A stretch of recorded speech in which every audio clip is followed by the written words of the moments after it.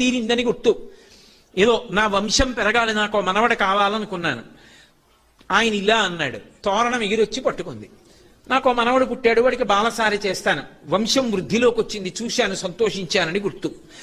అన్ని శుభములు ఆయన పాదములను ఆశ్రయించున్నాయి. ఆయనకి శుభం నువ్వేం చేస్తావు? కొత్తగా ఆయన శుభాలు చేయాలి. ఆయనకి శుభం చేయడానికి మనం ఎంత వాళ్ళం?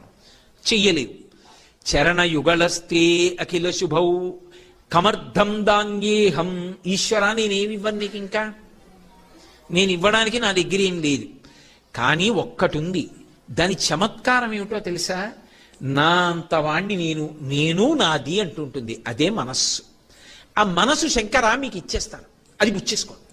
ఏమిటి గడుసుతనం అంటే, నా మనసు మీరు పుచ్చేసుకుంటే నా మనసు మీదైపోయింది కాబట్టి భక్తితో బతుకుతాను.